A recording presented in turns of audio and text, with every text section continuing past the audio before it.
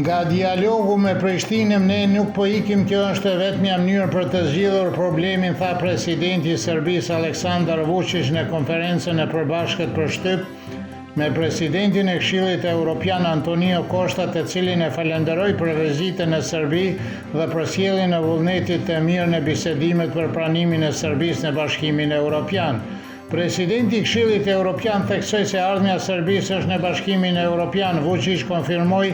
angazhimin e vendit për stabilitetin rajonal dhe reformat e brendshme, duke thënë se Serbia dëshiron të jetë pjesë e Bashkimit Evropian dhe se është i kënaqur me bisedën që pati me Koshtën.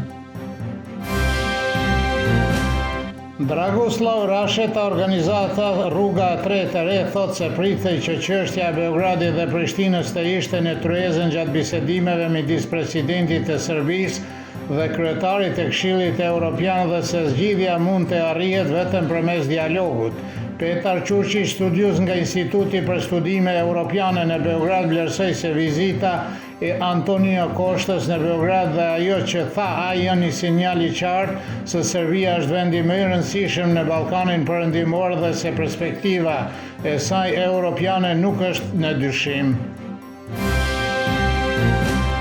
Pjesëtarët e policisë e Kosovës dhe inspektorët e veshur civil mbastisën sot në mëngjes zyrat e kompanisë shërbimeve publike Ujësiellësi Ibar në veritë e Mitrovicës,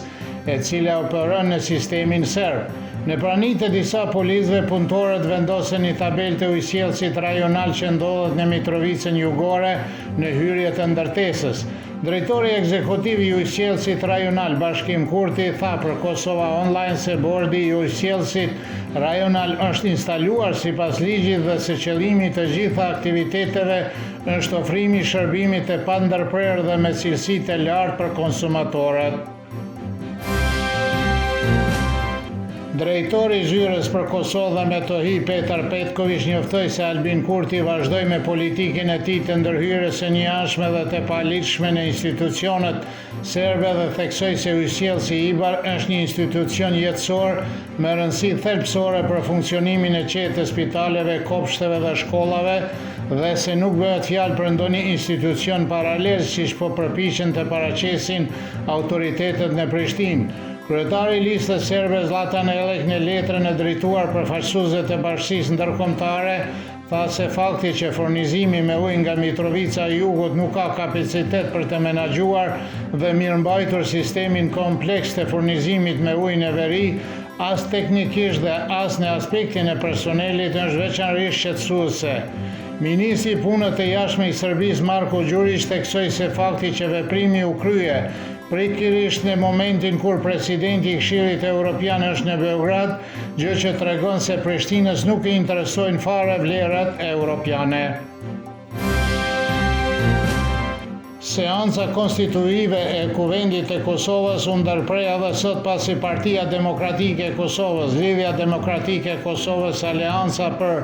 Ardhmërinë e Kosovës dhe Lista Serbe nuk propozuan antarë për komisionin për votimin e fshehtë. Në seancë morën pjesë 115 deputet, nga të cilët 56 deputet votuan për formimin e komisionit për zgjedhjen e kryetarit të Kuvendit. Një ishte kundër dhe nuk pati abstenime. Kryetari Avni Dehari ndërpreu seancën konstitutive dhe caktoi vazhdimin për pasnesër.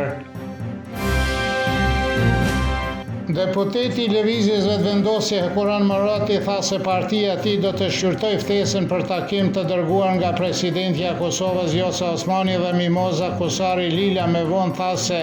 Vetëvendosja do t'i përgjigjet ftesës së presidencës drejtuar liderëve politik për një takim të ejtën në një përpjekje për të zgjidhur bllokadën e Kuvendit që ka vazhduar që nga 15 prilli. Pjesëmarrja u konfirmua nga partitë opozitare PDK, LDK dhe AK, kurse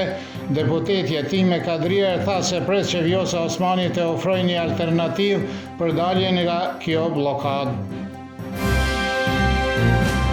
Veteranët e ushtrisë çlirimtare të Kosovës u mblodhen para hotelit Sheraton në Prishtinë, ku njoftua sekretarja e Gjykatës Speciale Katarina Trandafilova do të mbante një konferencë për shtyp.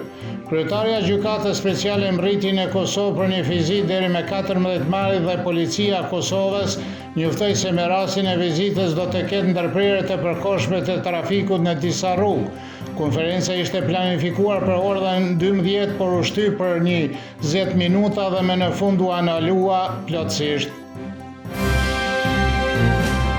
Moti nesër në Serbi pritet në mëngjes 8 i kthjellë dhe i ftohtë me ngrica të lehta në disa vende do të jetë kryesisht me diell dhe pasditë i ndryshueshëm në të gjitha zonat me intervale alternative me diell dhe vranësira. Era do të jetë e dobët dhe mesatare perëndimore dhe veri perëndimore, temperatura më e ulët e ditës do të jetë nga 0 deri në 7, kurse e më e larta e ditës nga 18 deri në 21 gradë Celsius.